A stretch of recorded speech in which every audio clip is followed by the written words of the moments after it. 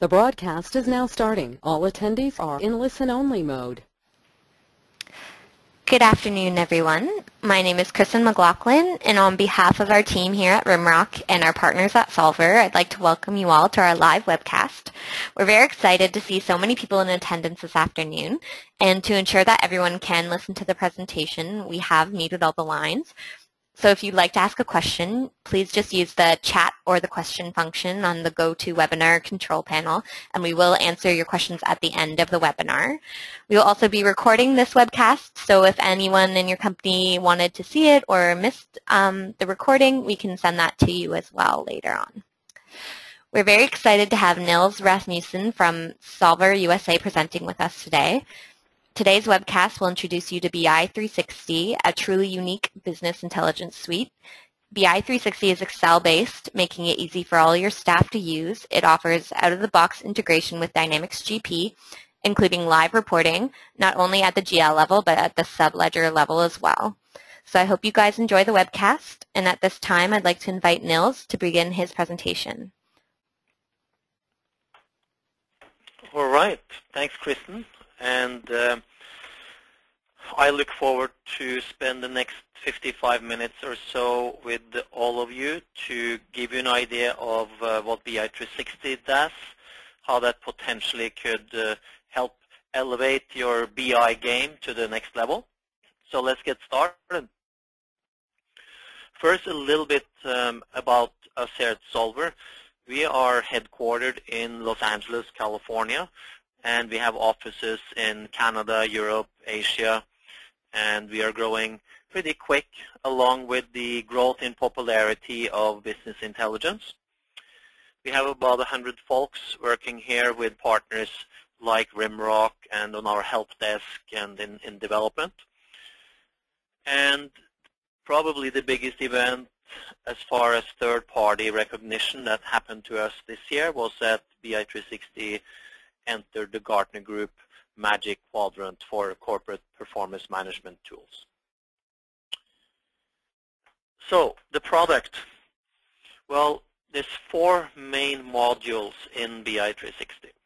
The first one is reporting, and that's probably the easiest to relate to for most Dynamics GP customers because it's the report writer and it is Excel-based and it can do what you're otherwise used to doing in native GP tools like FRX/Management Reporter. But then again, it can also operate below the GL level and give you things like project reports, payables reports, receivables reports, and so on and so on. And the report writer gives you the design experience. That means if you're a power user and you're building a new report, it gives you that in Excel. So all of the functionality that you know today in Excel, whether that's formatting, formulas, charting, printing, and so on, well, all of that functionality is given for free, if you will, by the fact that the report design happens in Excel.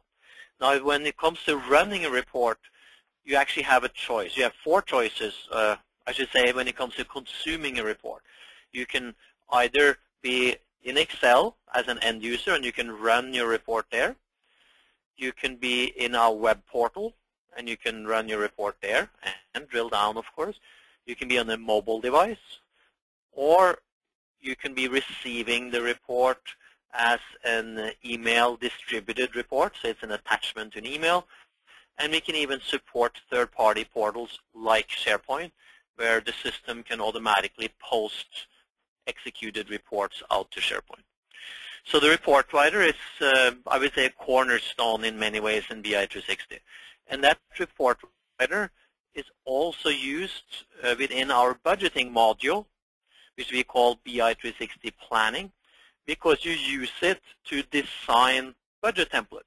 Why have a different design experience for a budget template compared to a financial report? Because it's 95% the same thing you're doing. You know, you're establishing, months across columns, for example, and accounts down the rows. So why have a whole different thing to learn to build a budget template and the report? So it's the same report writer used to build budget and forecast templates. And how you're consuming it is either being an end user entering your data then in these Excel templates, or in a couple of months in Q1 2015, you can actually also come through our web portal and do your data entry there, so that you don't need to even have the Excel add-in that we have on people's computers or with the Citrix or terminal server access. You can just sit in the browser. Third module is our dashboards. That is in our web browser, in our web portal, completely web-based, both for design and the viewing. And the fourth module is our data warehouse. The data warehouse gives you two main functionality areas. Number one is what you would expect from a BI tool, which is that the data warehouse is a place you can do your enterprise-wide budgeting and forecasting. And it stores all of that data prior to sending the summary back to GP, as most people prefer.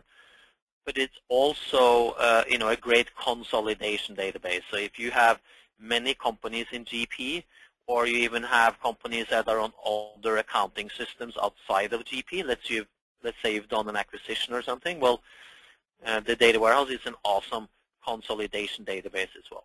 Then the second area of usage for the warehouse is really more closely related to the name data warehousing, namely that it can be a true enterprise data warehouse where you can combine your financial data from GP and any other data source that you have, whether that's CRM data or point of sales data or anything else.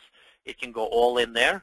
And as you see on the next slide, once data is in its data warehouse, well then the three front-end BI360 modules that we just discussed, they can all access it through the warehouse. So in summary, when you look at this architecture slide with BI360, since you're so lucky that you use Dynamics GP as compared to a totally different accounting system, we really have two sets of integrations for you. We have the live connection directly into GP, which is what most accountants prefer, namely you post a journal entry in GP and you run the report in our reporting module or look at the dashboard.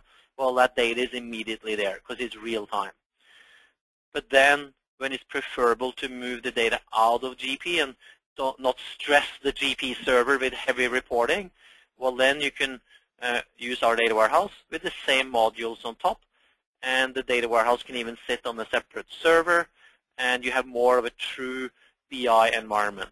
And most of our GP customers, they use both. They will be accountants doing live reporting on GP with our report writer, but they might be a budget manager running the whole budget process on top of the warehouse, or a corporate controller or department heads that are just running reports or looking at dashboards, all feeding through the warehouse, potentially bringing in data not only from GP, but also other places. So that gives you a little bit of an idea of the full suite. Now, some people get a little bit scared because they might say, hey, the only pain I really have today is I want to get rid of FRX, for example, or management report.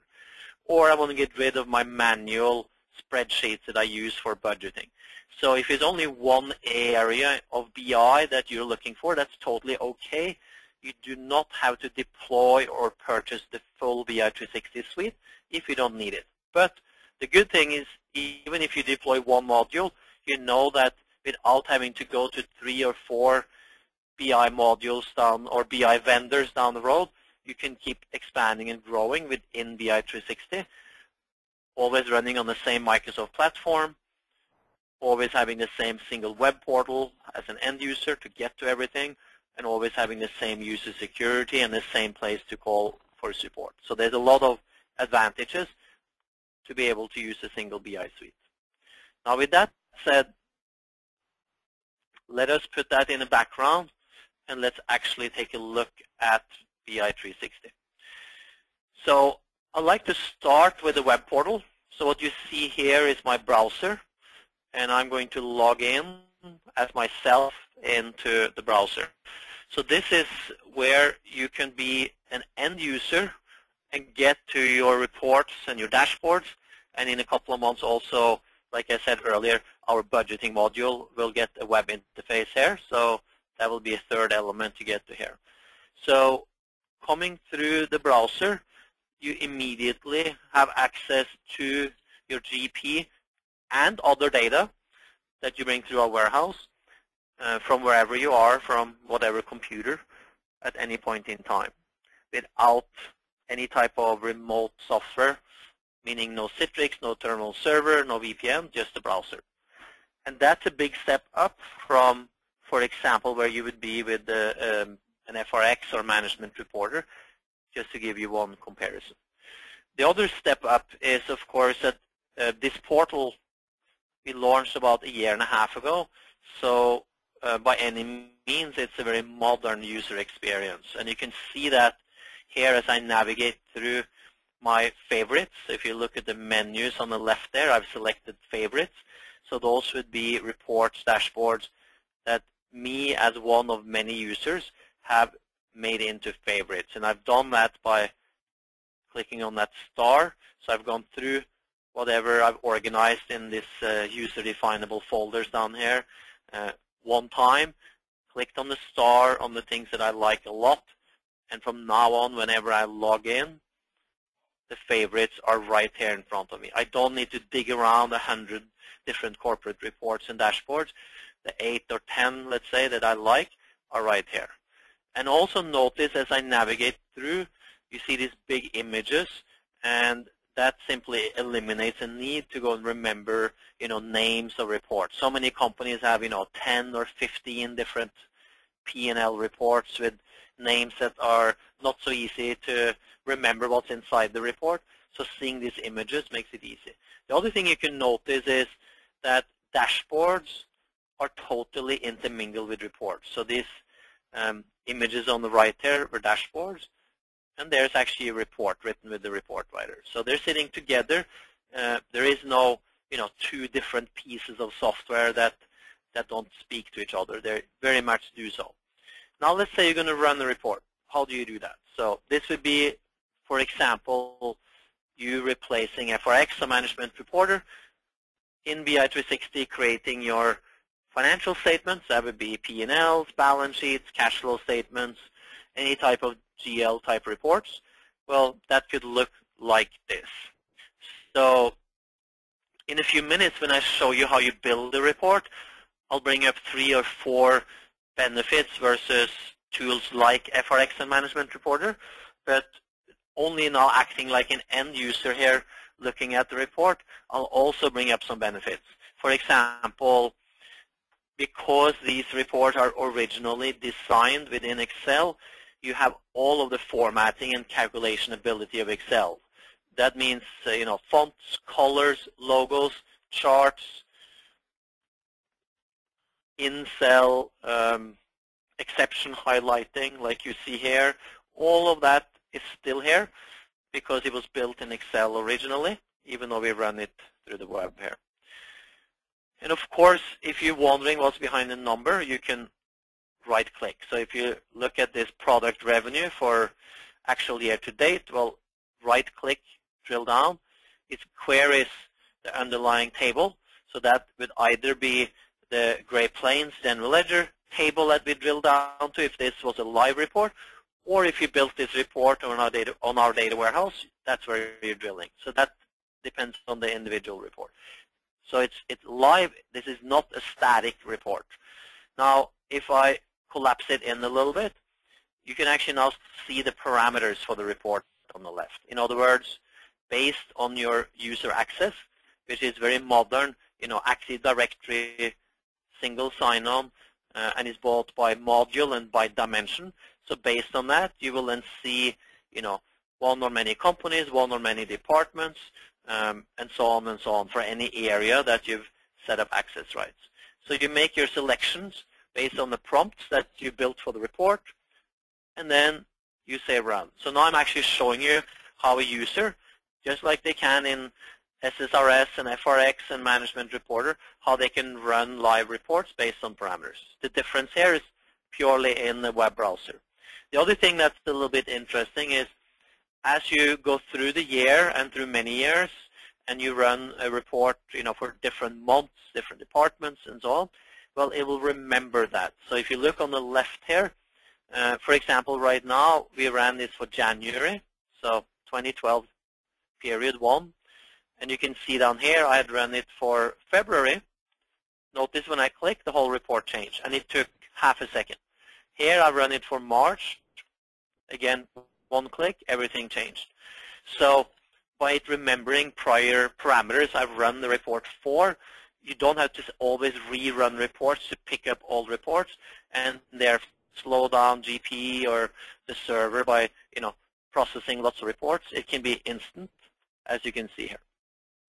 The other thing that's worthwhile mentioning is once you're in the report, even though you're in the web browser, so now and then you might want to just email that report to someone who's desiring to look at what you're looking at. So you can click this button and say send this email. So directly from your browser, this now goes out as an Excel attachment because that is the format in the back end that it can get a hold of even though you're in the web here. And they will be going out to that person. That person would not need a license, the one that's receiving this report. If I say download as file, well then I can put this report right on my desktop. And when I do that, guess what? The report returns to its original format, which was Excel. I keep repeating that the report writer where you design these reports is Excel, as you're going to see in a few minutes. But as an end user, as you can see right here, when you run this through the web, well, putting it back to Excel, all the formatting is still here. And what a lot of people ask me is, what about the formulas? The totals and the variance columns, are those static or are they still formulas? So let's click in there on our variance column and take a look up on the formula bar. And what do we see? We see a normal Excel formula. Why is that important? Well, if you deploy this to a bunch of executives or department heads and they run these reports maybe even before you close your books because they want to get an idea where you're heading for the month, if you're like me, well, I'm curious. I'm guesstimating where we're going to end up. So let's say I think we're going to increase our product revenue a bit more before we finish a month. So I put in my guesstimate right there. What happened? Where everything updates. You see that? Let's do a little bit more of this. Everything updates, charts and so on. Nothing is writing anything to the database, so it's completely harmless from a security standpoint. But what I gave myself here was very quick, easy analysis without rewriting formulas and so on. And that's different than many report writers that are exporting out to Excel where you lose your formulas and formatting. Okay, going back to the web a little bit more.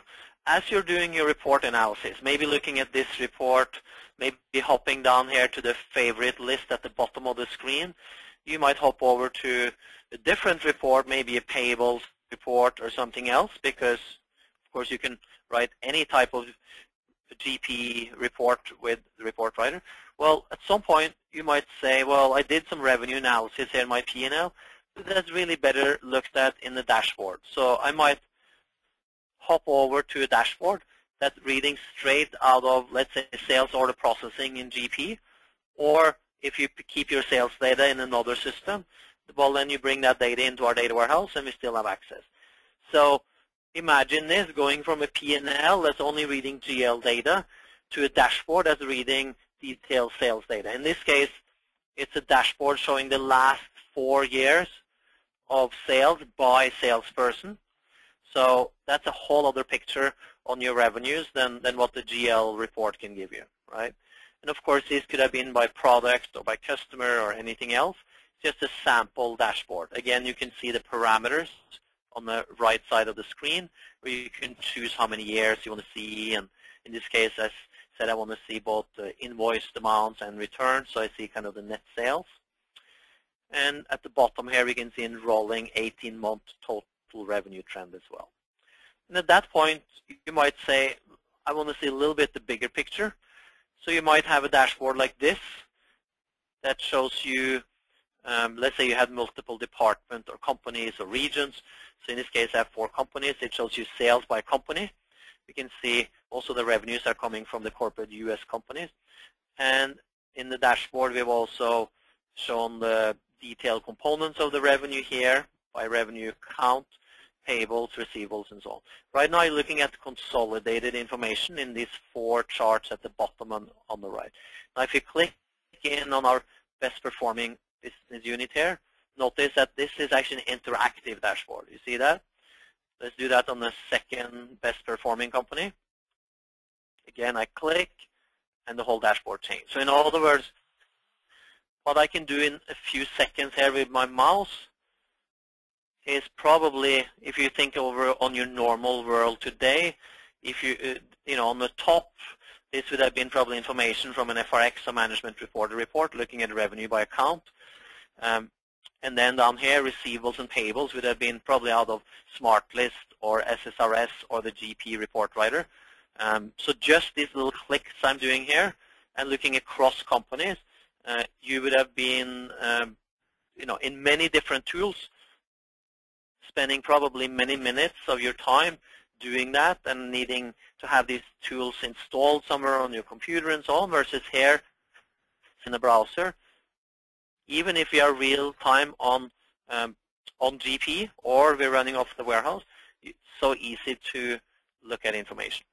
Okay, so that's a difference between a dashboard and a report. A dashboard can be a lot more interactive and clickable than the report, which is more, you know, formatted and static. Static does not mean you can't drill down. I showed you that, but static means more the format stays, and you know, you can't click around on charts and make other charts drill down and so on.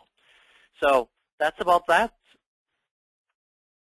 Let's go back to our main menu and just give you a kind of a final goodbye to this part of the demo. Again, notice how easy it could be for end users to navigate all of the data in GP that you build reports and dashboards on, or even other data feeding through our warehouse. Now, I'm sure a lot of you want to know, what does it take to build reports, right? Because ultimately, that's got to be something that you can do as a finance person. You don't necessarily want an army of consultants or have IT people having to build your report. So let's take a look at report design. As we talked about earlier, the BI360 report writer is an Excel add-in. Most modern BI tools today have an Excel add-in, at least as part of the tool. Even the very high-end classic tools like Cognos and Hyperion and SAP, BPC, and so on, they all have Excel add-ins. Why? Well, these tools have been around since the early 90s because they've talked to thousands of finance people over the years, and they know when it comes to financials, there is no other favorite interface in Excel. So therefore, they've all built Excel add-ins. With BI360, that was the very first thing we did. We didn't start with the web. We started building the interface in Excel so that we can take care of our core favorite people in a customer organization, which is the finance department. And therefore, we built this add-in. And it's what we call a third generation Excel add-in. So it's not really comparable to Excel add-ins that was built in the late 1990s or early 2000s, because we take advantage of what came with Excel 2007 and later versions. We're basically using XML to control the very guts of Excel, as you'll see in a second. Right now, I clicked on the menu in Excel, which you'll see on top right there, and I selected my data source. Now, as a GP customer, you would either only see the GP. If you're also a Microsoft CRM customer, well, guess what? We built a big CRM integration as well, and you would see that like this. If you use our data warehouse, you would see that as well. So it depends how many integrations that you would want. Right now, I'm just going to connect in to GP, and that's what we're going to see on the left side of the screen is basically the modules that I have active in my GP GP database. And you can see that now on the left side of the screen in this design interface. So what you're seeing here, not what your end user would see. They would, if you like your end users to not come through the web, but rather come through Excel here, the end user would only see this Run tab. And you'll see us use that in a second. Your power user will see both the Design tab, where you can see all the Great Plains modules, or our Data Warehouse modules, and you see the Run tab. All right, let's spend the next couple of minutes building a report. So this is probably, for some of you, the most important part of this demo is to see, can you indeed master this report writer? Can it go beyond, let's say, an FRX or management reporter? Or if you're looking to build sub-ledger reports, can it get to all of the data in your GP sub-ledgers? So before we get into more about the fields in Great Plains and so on, let's just first explain that this is pretty easy, as you see. The first part of our training class is really not a training class. It's more or less to tell you that, hey, this is Excel, so I probably don't need to tell you how to make the background blue and how to type in the text. You know that already. Next step is about the fields in Great Plains in this case. So where do I want to pull? It's going to be a trial balance. Where am I going to pull that data? Am I going to pull it out of purchasing? I'm going to pull it out of inventory or sales orders or payroll or other places? No, I'm going to pull that out of the finance module in GP, which is basically the GL. This is a good chance for you to see our metadata. Our metadata is a place where we have spent literally thousands of hours translating the more than 6,000 interesting fields across the GP database into user-friendly terms, so that wherever you are, whether it's in accounts payable or in the GL, all you see is friendly terminology. You don't see Great Plains SQL names. You actually can see Great Plains SQL names if you move your mouse over the field. Sometimes if it's a custom field, or I should say a virtual field like a join or something that we've done, you will actually see the code behind there like you see there. So that just gives you a little hint to what's going on that you never have to worry about behind the scenes. Now, if you're going to build a GP report, you can use the whole account string by dragging that in right there, or we actually also chop up your account string into your segments. For example, a lot of financial statements, I don't want the account string. I want the natural account. I don't have to do weird masking and things like you have to do in FRX and Management Reporter. I can actually drag in just the natural account, because that also exists by itself through the magic of the metadata layer here. So I drag that in, and then I can, as that attaches on my row 7, just like if you were in a row table in FRX, you can see my natural accounts. By the way, if you have put in descriptions for your natural account, you will see them here on this list. This Microsoft demo database doesn't have natural account description, so I'm going to use the full account string description there. So I selected a range of accounts. That's very important. Then I'm going to go and get the account description. I'm going to drag that in. So it's drag and drop, not retyping information, but drag and drop to build out these fields on the report. And then what else do I want? Well, let's go and get the period balance here. So we get the amount, essentially. And then let's think about our columns. So let's say in this case we want something that has to do with periods in my columns as compared to putting departments across or something else.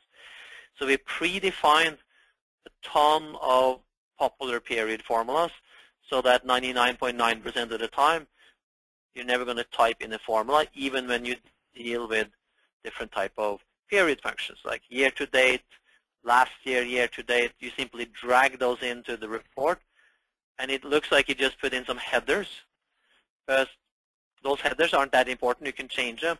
The real magic of what it did automatically was that it now put formulas on the columns. See, here's that last year-to-date formula on column E, and here's the year-to-date formula on column D.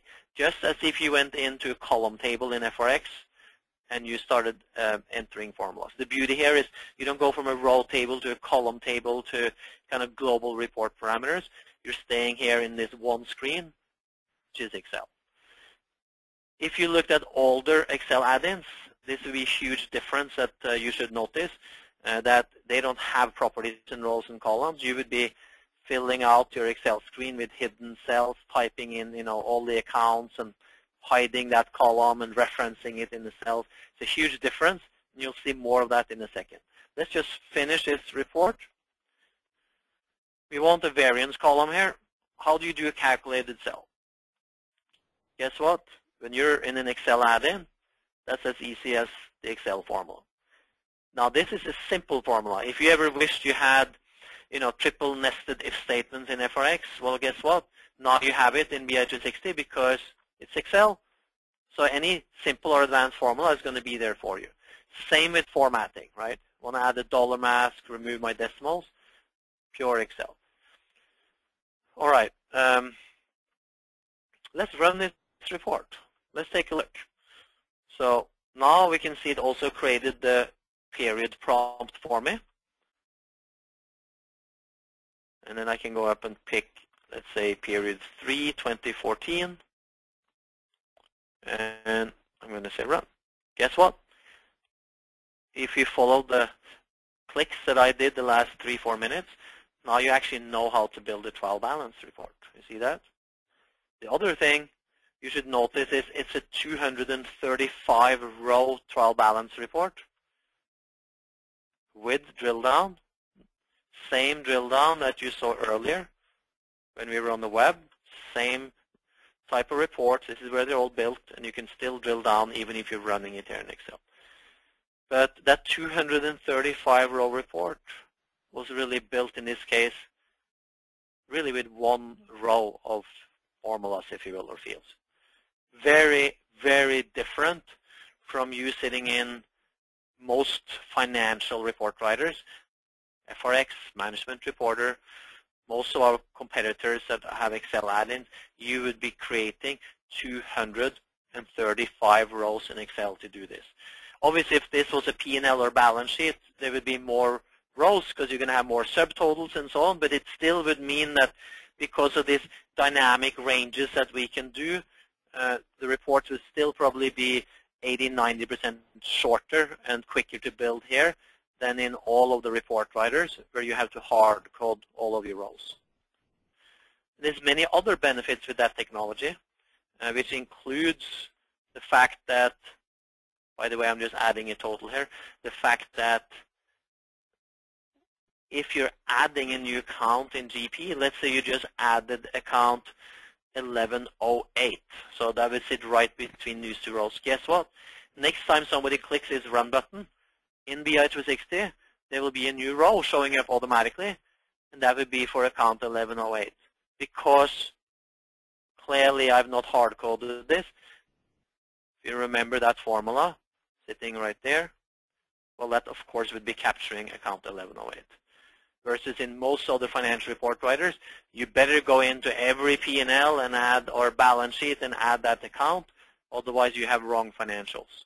That's why so many of you have control total sitting at the bottom of your financial statements today in, let's say, FRX, a management reporter, because you're worried that you're missing out on an account. Now, this is a very simple row formula. I could have used many other methods. I could have used, for example, the account category. If you use that field in Great Plains, that could have been my whole formula. I could have used the formula like all accounts beginning with 11 or 1 or all of those type of things. There's many ways to express these things dynamically. Now let's finish this report by adding a header. Let's say you have department or division, like this, and that's going to be a filter, global filter. So there's division. Let me drag that in. That's a header, right? Not really a filter at this point, but a header. Now I'm going to make a filter for it. So I select the whole report, and then I drag division in here. Excuse me. Now I could hard code that like this. That's not that smart. I'd rather make it flexible so my user can choose which ones they want to run it for. So I switch over to parameter. Takes me to a very simple little wizard where I have some choices, but mostly I just stick with what it suggests for me. There's only one little thing I'm going to do. I'm going to click this Create Sheet per Value button and then choose to see the description of the division as compared to the number of the division. What does that mean? Well, first of all, it meant now you know how to add more filters to a report. So let's run this for division 300. The user security I talked about on the web, it's the same user security even though you're running the report here in Excel. Active Directory, single sign-on, and based on modules such as AR, AP, GL, and so on, and dimensions such as department, count, and so on. So clearly this report works. We can see that. Now, what did that little button do when I was at the end of my wizard? Well, that button said Create Sheet per Value. Well, so let's select 6 values. 6 values would be like 6 divisions here, or departments. Look at the bottom of Excel when I say run. Look at the tabs down there. What do we have? Administration, accounting, sales, service, consulting. Basically, it replicated the report across the tabs. All of these reports came from this tiny little 2-row report definition. So what that tells you, for all of you coming from FRX and Management Reporter that's looking for a more modern user experience, the way you build and deploy reports, well, not only will your reports be smaller and shorter because of our dynamic rows and columns, they will be easier to maintain. There's less chances to do mistakes, that you're forgetting accounts, and that favorite functionality that is actually really good with FRX and MR, that you can have reporting trees that, you know, when you dump it out to Excel, it creates all the tabs with your roll-ups and the consolidated tab on the front. Well, we can do exactly the same in BI360. And of course, we're doing it native live in Excel, so formatting and everything is only done once. It's nothing you have to repeat every time you do that. Okay? So with that said, we're going to move on because we have several other things to cover. I'm going to leave that report behind. And what I want to do is I want to just show you something fancy, because that was just building a very simple report. So I'm going to open this report here and show you with that same report writer, what can you do if you want to do something bigger and better, like a month-end management report package. Well, here we built an example. We called it Decision Pack that has many tabs. An automatic narrative, so actually all of these sentences, these paragraphs are written, they're computer generated, so it can be like a summary page on top of all your reports that generates itself with the adjectives, and all of that you see is totally formula driven. That could be the front end of a reporting package. You can have a scorecard. What is that? A scorecard? Well, that's for your management team that want to see something else in financial statements. They want to see, you know, net cash flow, return on equity, profit margin. So that could be scorecard. Maybe the third tab in your report is a nice-looking P&L report, as you can see here, right? Of course, we support Excel features like the row and column grouping. So this is the first time I'm showing you that. By the way, that row and column grouping, if you build that into your reports and you deploy BI360 through the web, those same groupings exist in the web portal too. They survive that journey into the web as well. And they can be pretty cool, because that means you might have a report that used to be 2 reports in FRX or Management Reporter, because one had, you know, all the months for actuals and actual last year and budget, so there'll be 20, 30 columns, and another one had, you know, all the year to date and similar to what you see here. Well, now we combine it, because underneath the hood, it dynamically generates here all the months up to the current month you ran it for. So anyway, you have the P&L.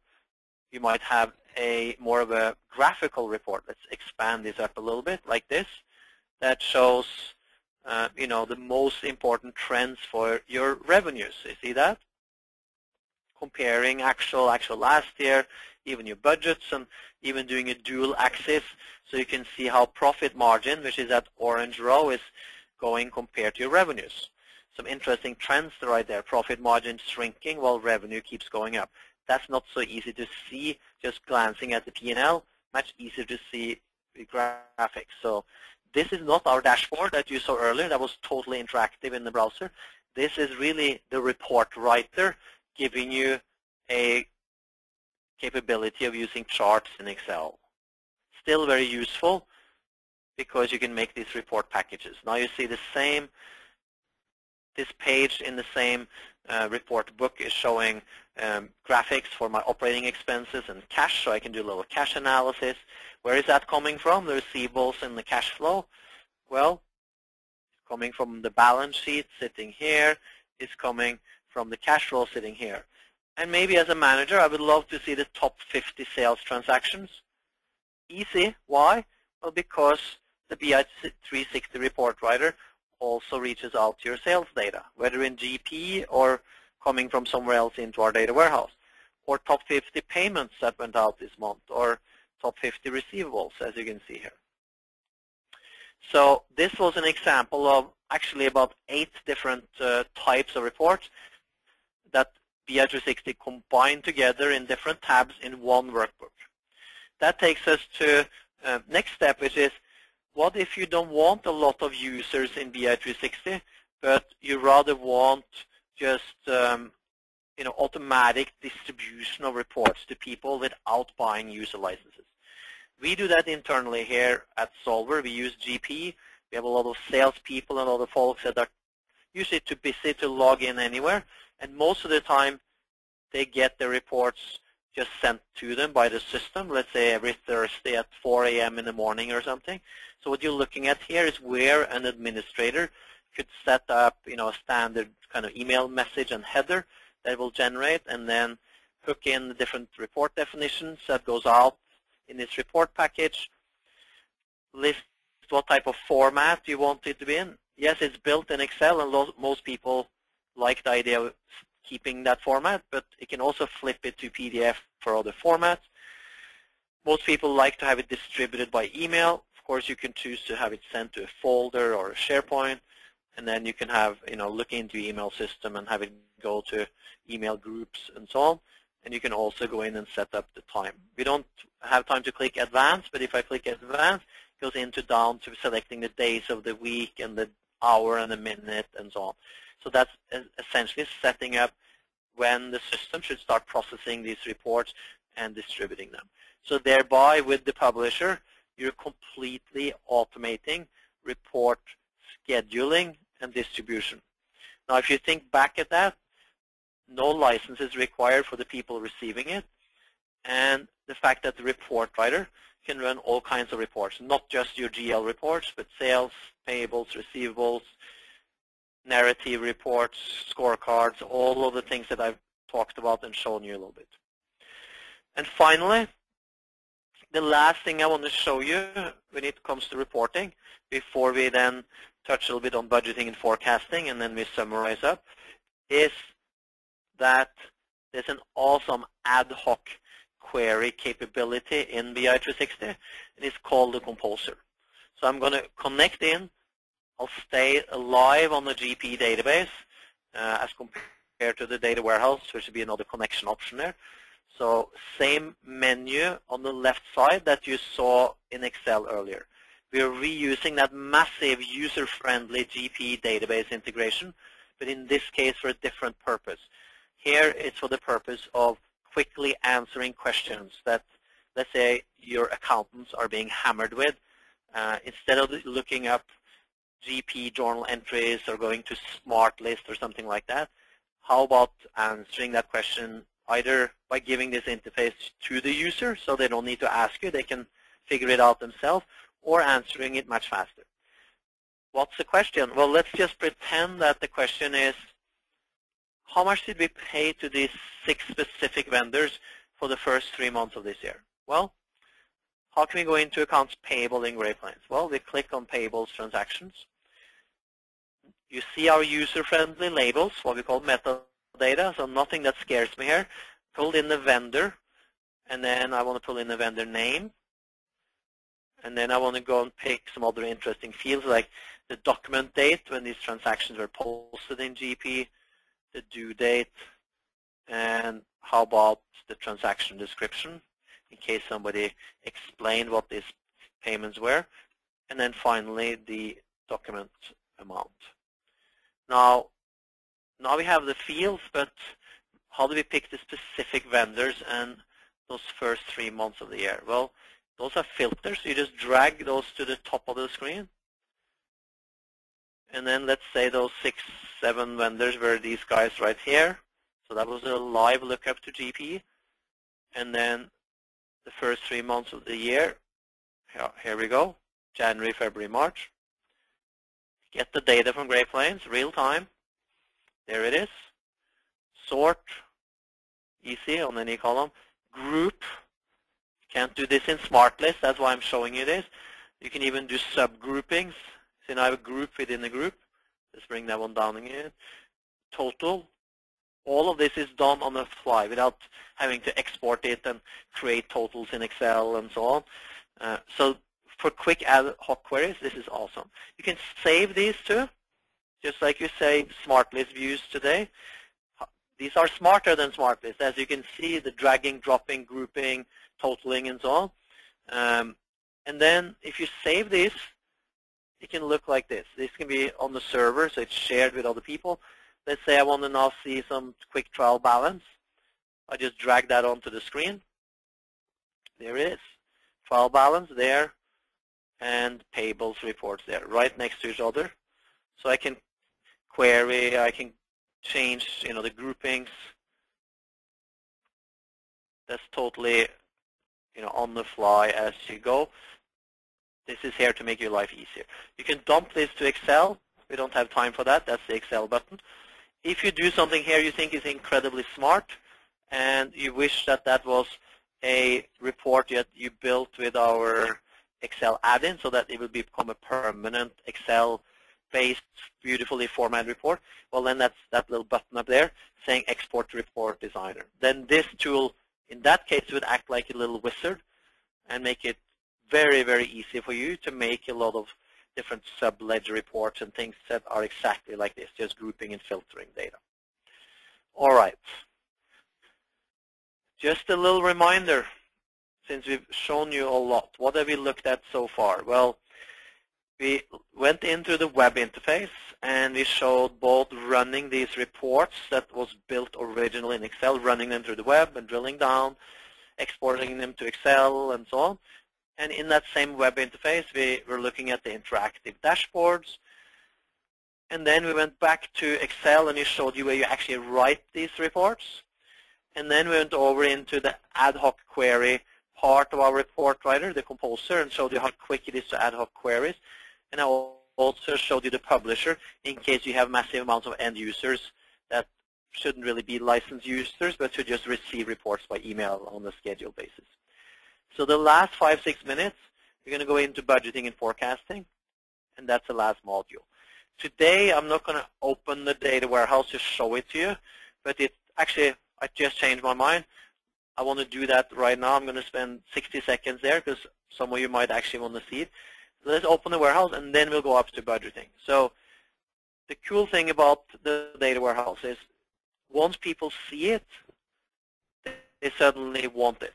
What I mean is most people don't really know that they need a data warehouse until they realize what it takes or how little work it takes with the BI360 data warehouse to establish that. So right here, this is how the data warehouse looks, almost like an accounting system. This is where an administrator would manage the dimensions and the data in the warehouse. This is a big SQL database. Well, it's as big or as small as you put data in there. But the whole point is that it's literally 1 day to configure this data warehouse, not the typical 9 months that it takes for somebody to design a homegrown, SQL database. Very, very easy because you have 50 modules. You just turn them on or off, give them friendly names on the dimensions, and then, of course, beyond that 1 day of setup, there's some days of setting up the integrations, to load data in from GP and your other systems. So, in a bigger case, in a couple of weeks, you can have yourself an enterprise data warehouse, which is pretty amazing. And when you have that, well, guess what? Everything that goes into that data warehouse that you see in this architecture, meaning reporting, planning, dashboards, that it can be accessed, that data can be accessed through our front-end module. You can even stick third-party BI tools on top of this warehouse. But you got yourself an amazing storage area or BI database built in SQL without actually building anything. It's already built. It's a modern way of doing data warehousing. All right. That was my little digression into the data warehouse.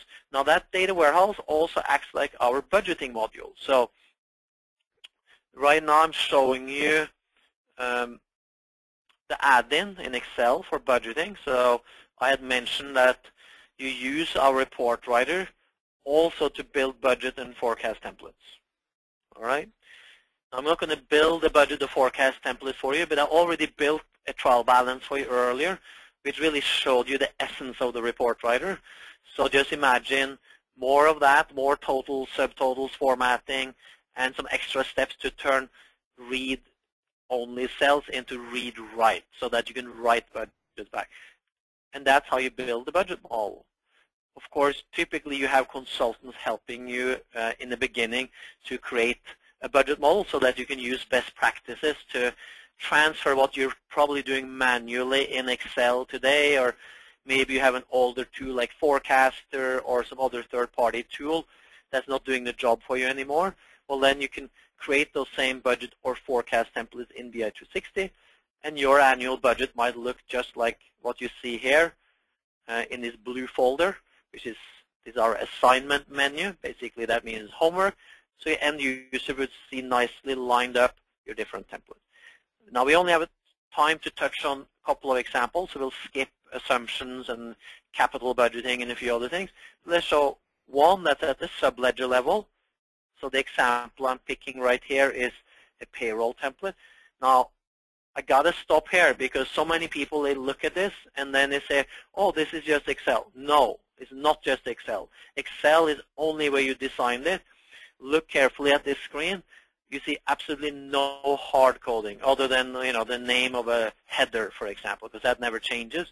But look at the fields where employee titles and things are going to appear. It's totally secure. It's totally database driven. And you can have 100 departments sitting using that same template. You're not emailing anything around. It's all sitting on the server. Now, if you go in here and you choose a different department, well, obviously only a power user like a budget manager could do that. The security is such that if I was not an administrator, which I am in this case, I would only see the department that I have access to on this list. So full security. Right now I'm department 300. Run it for that department. And you can see all of the history. For example, employee names already working in my department, both full-time and hourly employees shows up, and any type of historical information like their employee codes or last year's salaries comes up, plus any type of budgets that I have already entered, let's say, yesterday. Let's say this guy we just heard today is going to change his position next year. So from February through October, temporarily, Scott here is going to get $65,000 in his annual salary. But from February through October, with an increase in July of 1% and a bonus of $2,000, Scott is going to work in his department temporarily. So notice how it now spread that annual salary appropriately only to the months that the person is working, handling the increase, and scrolling really fast to the right is calculated FICA, Medicare, and so on and so on. Now, obviously, based on country, being in Canada versus the US or other countries, social expenses and taxes and benefits are different, but that's the whole point. When you build these templates, you build them with your own rules and the layout that you have. This is just an example of a detailed payroll template for a department. And all of this stuff rolls up to the Great Plains GL account level, and we're storing into our database both the employee salaries by employee and we're storing in headcount, which is automatically calculated, and we're storing what rolls up to the employee expense-related Great Plains GL accounts. That's stored into our GL module. When you're done, you're going to hit this Save button, and all of this data is in the database. You can move back to your assignment, right back into your budget templates, maybe going through a detailed revenue or CapEx and some of the other things. And let's say in the end, you're ending up capturing what's only going to be entered straight to the GL account. So I'm still Department 300, showing you an example of kind of a G&A template. Most companies have something like this for the accounts where they don't have a very detailed template, like you saw with the payroll or like with the CapEx or revenues. But here, simply capturing information straight at the account level. Now, because we're in Excel, not much to teach your end user if they already use Excel today. You can still do drag and copy and type in a formula and so on. That's totally harmless to our templates. I'm going to show you one more feature. Let's delete out what I already had budgeted for my office supplies. By the way, take a peek on the right side. That's part of your template design, is to bring in historical information. In this case, last year's actuals and 2 months of forecast. I decided when I built the template to have out there on the right. You might choose to have it as a total on the left side of the screen or other places. No problem. That's just part of your design process. Now, for office supplies, I want to show you a feature. If you click this Enter Data button, it's actually going to bring up a little spreading screen here. And let me do the following. Now you can see for that one account we clicked on, it shows last year's expenses for office supplies. Now, many things I can do to very quickly create the budget for this line. I can say copy that into this year's budget. Moving this slider, I can quickly increase it by 16% or decrease it, and I can put in a comment, and I can write that back to Excel. And then I can move on to the next account, maybe staying in this little window. See, now I went to the next account. But here, I decided I don't want to use this budget number anymore. I actually, for other supplies, want to go into line item detail and then explain in detail what type of other supplies that I'm going to get. Think about travel expenses and other accounts where you want your end users to explain what the heck that they're going to spend this money on, and it's not enough to just budget to the GP account, but you want to have lots of extra space. So this pop-up line item window gives all that extra space. You can even have text comments at this level. You see that? When you say update Excel, it writes both the summary down to Excel, to the account, and it stores that. But it also stores these line items into our data warehouse, almost like journal entries. So when you write or run reports later on and you drill down on budget columns, well then you can always get all the way back to those line items. Summarizing up here, because we are towards the end of our time, please feel free to put your questions in the GoToMeeting comment box on the right, and we'll answer those. Very last thing, if you have a lot of budget users, it's also workflow. You see a little bit of it here, where you can set up the start date and end date for your budget process, and nobody can touch that budget before or after. And when users are done, they can click Submit, and it will turn their budget into read-only, and you can start to analyze it and comment it as a budget man. Forecasting, no time for it, but we have full forecasting, rolling forecast, forecast the rest of the year, and so on, and that's also part of our budget module.